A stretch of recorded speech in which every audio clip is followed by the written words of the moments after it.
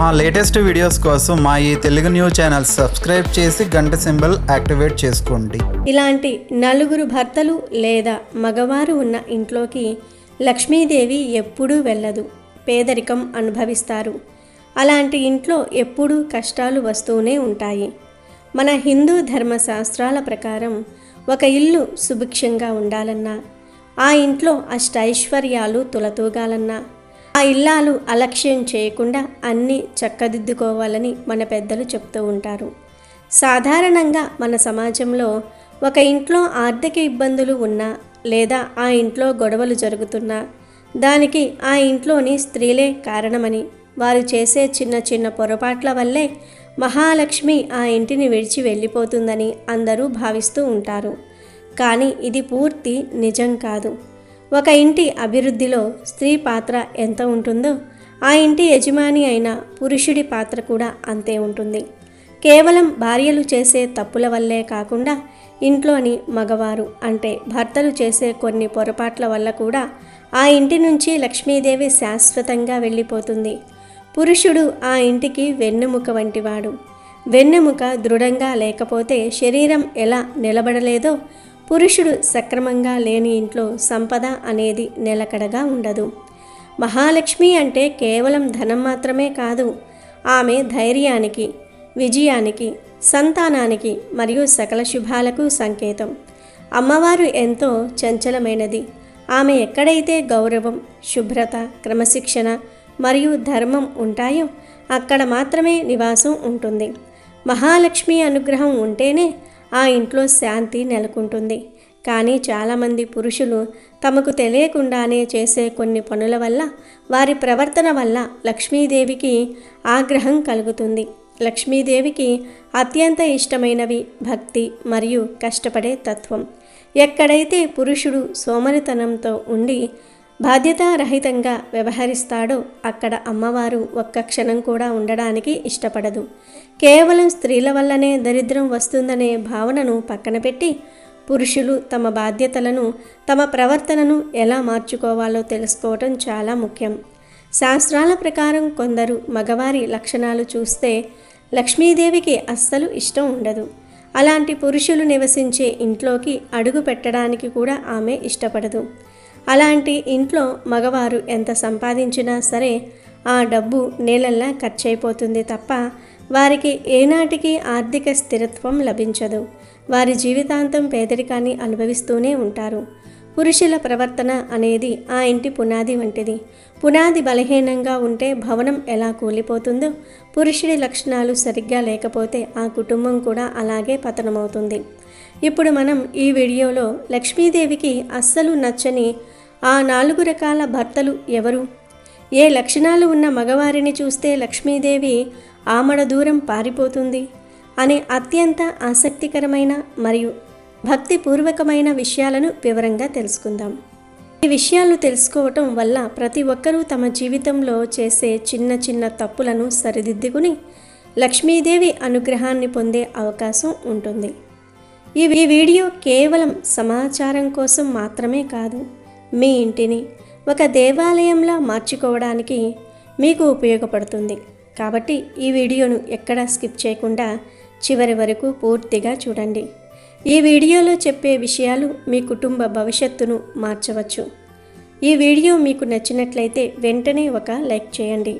ఎందుకంటే మీరు ఇచ్చే ఒక లైక్ మాకు ఎంతో ప్రోత్సాహాన్ని ఇస్తుంది.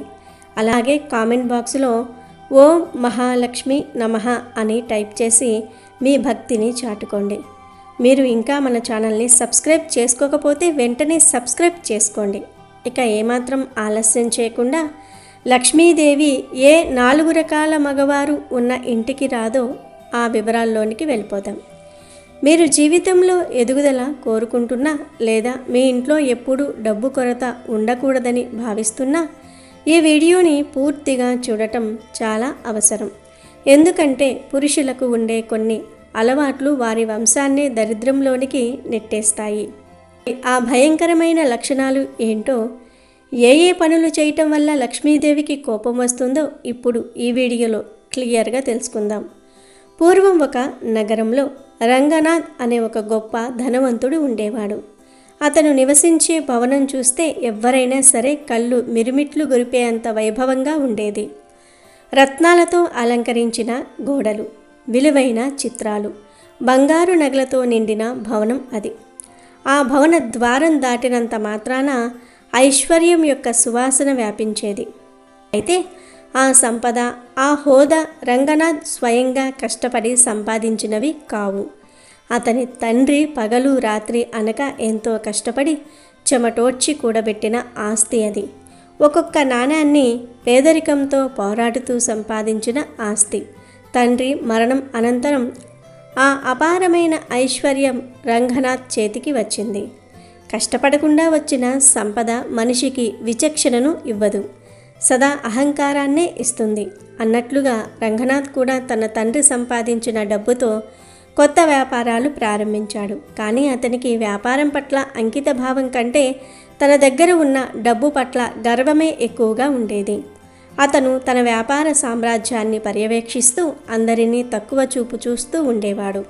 ముఖ్యంగా పేదవారి పట్ల అతనికి ఏమాత్రం దయ ఉండేది కాదు. తన ఇంటి ముందుకు ఎవరైనా ఆకలితోనో సహాయం కోసమో వస్తే వారిని మనుషుల్లా కూడా పరిగణించేవాడు కాదు. మీ సోమరితనం వల్లే మీరు ఇలా బిచ్చగాళ్ళలా మిగిలిపోయారు.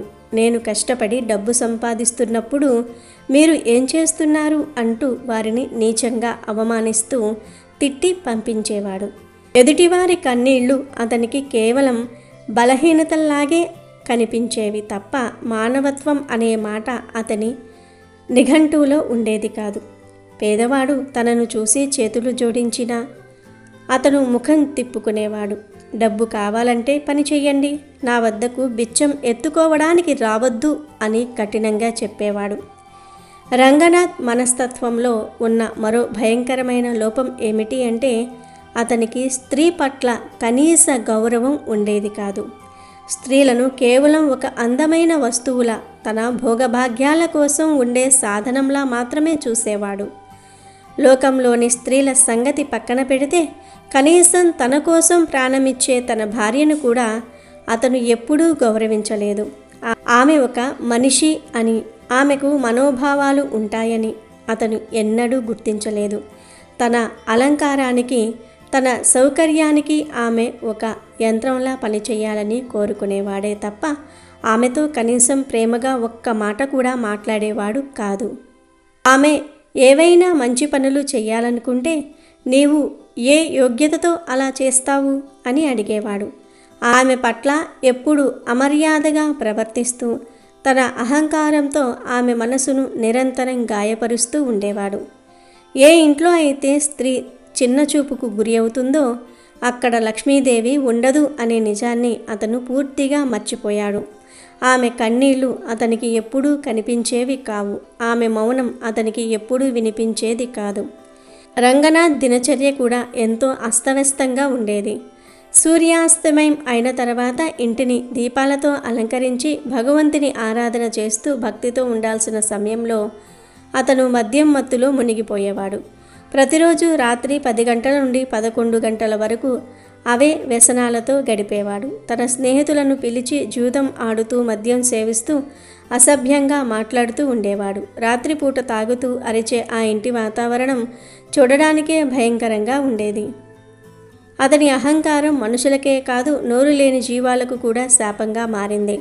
అతని ఇంటి ముందర ఏవైనా కుక్కలు వచ్చినా, ఆకలితో ఆవులు వచ్చినా లేదా కాకులు అరిచినా అతనికి ఎంతో కోపం వచ్చేది. వాటికి ఒక్క మెతుకు కూడా పెట్టకపోగా కర్ర తీసుకొని వాటిని హింసిస్తూ తరిమి కొట్టేవాడు. ఈ పనికిమాలిన జంతువులు నా ఇంటి ముందు గొడవ చేస్తూ ఉన్నాయి అని అరిచేవాడు. నోరు లేని జీవుల ఆకలి తీర్చటం పుణ్యకార్యం అని భావించే సంస్కృతి మనది.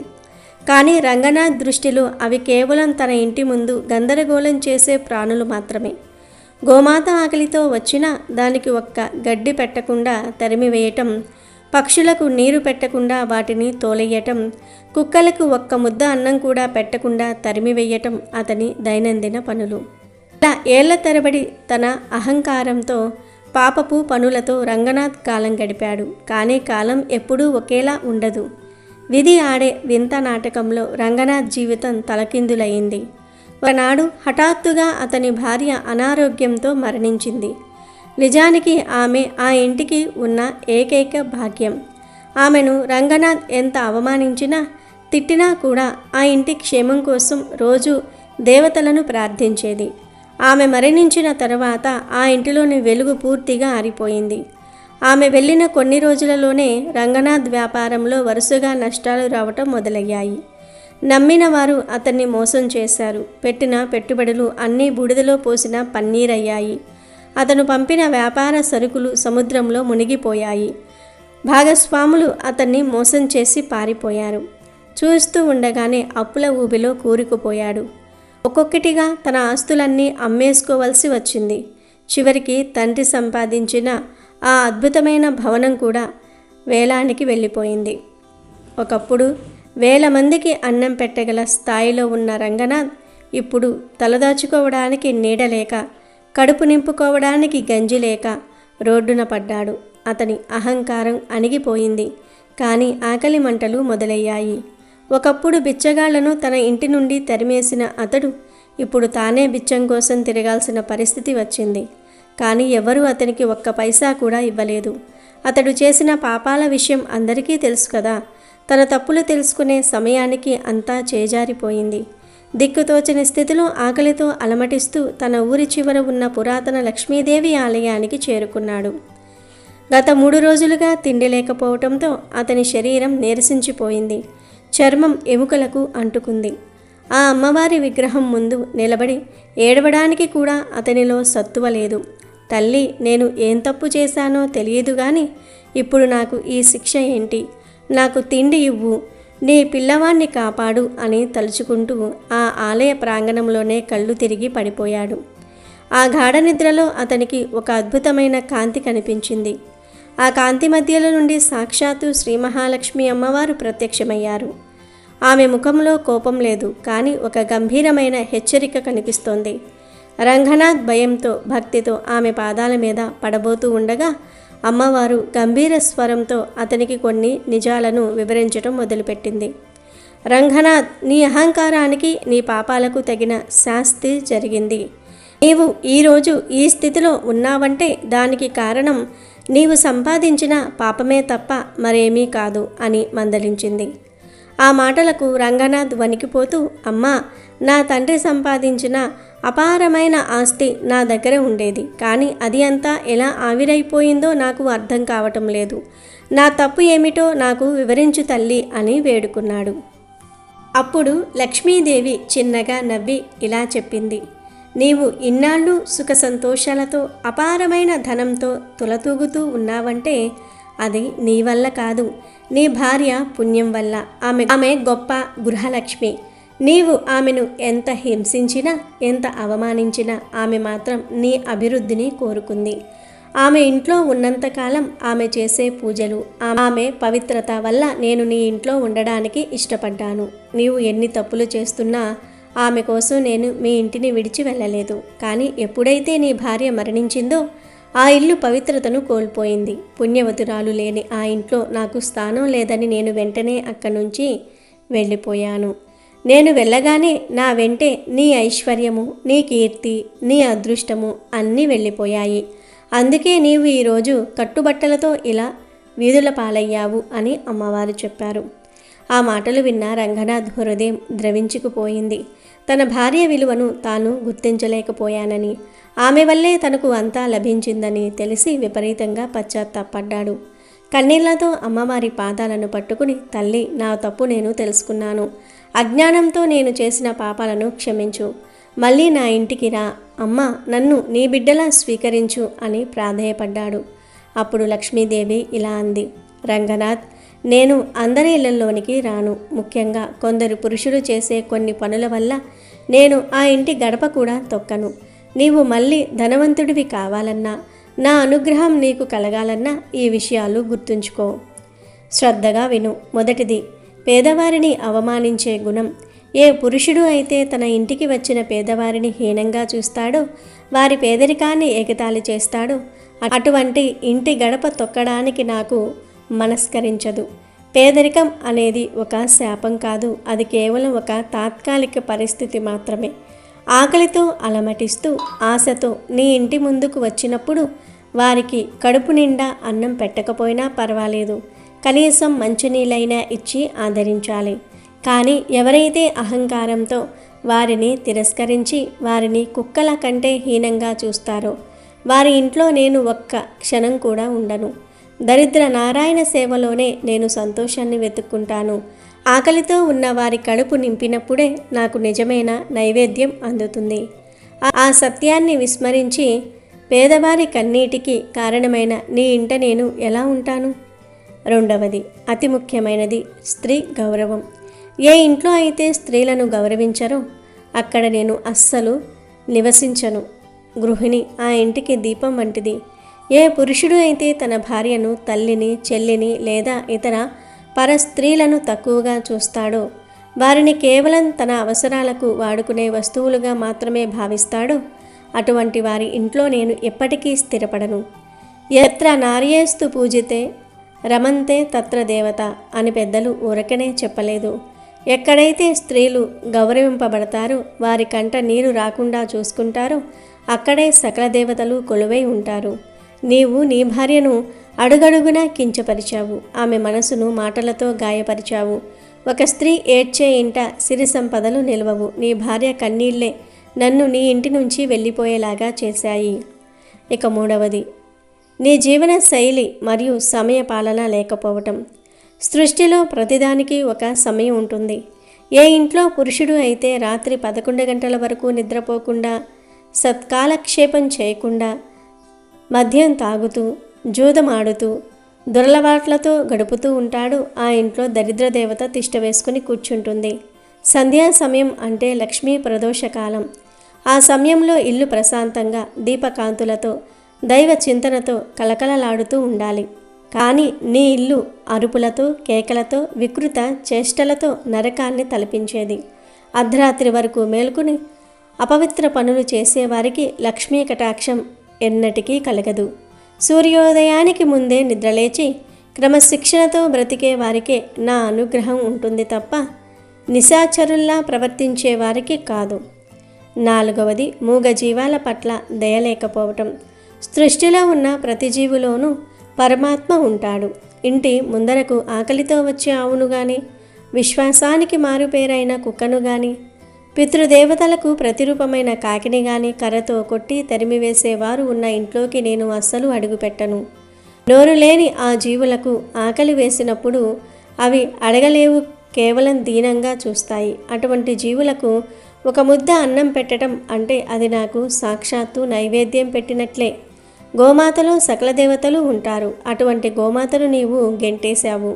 ఆ పాపం ఊరకనే పోతుందా? నీవు వాటిని హింసించావు కాబట్టే ఆ పాపం నిన్ను చుట్టుముట్టి ఈరోజు నీకు అన్నం లేని స్థితిని కల్పించింది. ఇక చివరిది, ఐదవది, ధనగర్వం. తన దగ్గర ఉన్న ధనాన్ని చూసి విచక్షణ కోల్పోయి గర్వంతో ఊగిపోయే పురుషుడు నాకు బద్ధ శత్రువు. గుర్తుపెట్టుకో రంగనాథ, ఐశ్వర్యం అనేది ఎవరికీ శాశ్వతం కాదు.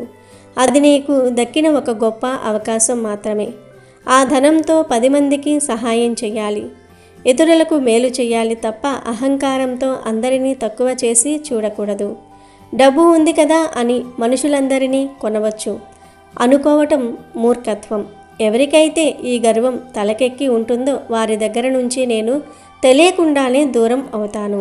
వినయం లేని చోట విద్య, గర్వం ఉన్న చోట సిరి ఎప్పుడూ నిలవదు. ఈ 5 తప్పులు నీవు సరిదిద్దుకోనంత కాలం నీ జీవితంలో వెలుగు రాదు అని అమ్మవారు ఎంతో వివరంగా, కఠినంగా రంగనాథ్కు జీవిత సత్యాలను బోధించి అమ్మవారు వెళ్ళిపోయారు. రంగనాథ్ కళ్ళు తెరుచుకున్నాయి. అమ్మవారు చెప్పిన ప్రతి మాట అతని గుండెకు తగిలింది. తాను ఎంత పెద్ద తప్పు చేశాడో అతనికి అర్థమైంది. వెంటనే ఆ ఆలయంలోనే ప్రతిజ్ఞ చేశాడు. అప్పట్నుంచి రంగనాథ్ పూర్తిగా మారిపోయాడు. తనకున్న కొద్దిపాటి శక్తితో చిన్న పని మొదలుపెట్టాడు. వచ్చిన కొద్దిపాటి ఆదాయంలోనే పేదవారికి అన్నదానం చేయటం ప్రారంభించాడు. నోరులేని జీవుల పట్ల ఎంతో ప్రేమను కనపరిచారు. ఇంటికి వచ్చే ప్రతి ఒక్కరిని గౌరవించటం మొదలుపెట్టాడు. మద్యపానానికి, దురలవాట్లకు దూరంగా ఉండి ఉదయాన్నే నిద్రలేచి భక్తితో తన పనులు తాను చేసుకునేవాడు. కాలక్రమేణా రంగనాథ్ పట్ల లక్ష్మీదేవి కరుణ కలిగింది. అతను చేసే వ్యాపారంలో మళ్ళీ లాభాలు రావటం మొదలయ్యాయి. పోగొట్టుకున్న ఆస్తిని మళ్ళీ కష్టపడి సంపాదించాడు. కానీ ఈసారి అతని దగ్గర ధనంతో పాటు వినయం కూడా ఉంది. అతను ఒక గొప్ప ధనవంతుడిగా మారి ఎంతోమందికి ఆదర్శంగా నిలిచాడు. చూశారు కదా, కేవలం స్త్రీల వల్లనే కాదు, పురుషులు చేసే ఇటువంటి 5 రకాల పొరపాట్ల వల్ల కూడా లక్ష్మీదేవి ఇల్లు వడిచి వెళ్ళిపోతుంది. పురుషుడు బాధ్యతాయుతంగా ధర్మబద్ధంగా ఉన్నప్పుడే ఆ ఇంట్లో మహాలక్ష్మి స్థిరంగా ఉంటుంది. ఈ వీడియోలో చెప్పిన విషయాలను మీ జీవితంలో కూడా పాటించి లక్ష్మీదేవి అనుగ్రహాన్ని పొందండి. ఈ వీడియో మీకు నచ్చినట్లయితే తప్పకుండా లైక్ చేయండి మరియు మీ మిత్రులకు షేర్ చేయండి. మరిన్ని ఇలాంటి ఆసక్తికరమైన ఆధ్యాత్మిక విషయాల కోసం మా ఛానల్ని ఇప్పుడే సబ్స్క్రైబ్ చేసుకోండి. ధన్యవాదాలు. అమెజాన్లో బెస్ట్ డిస్కౌంట్స్ కోసం వీడియో డిస్క్రిప్షన్లో లింకు ఉంది, చూడండి. అలాగే మా టెలిగ్రామ్ ఛానల్ సబ్స్క్రైబ్ చేసుకోండి.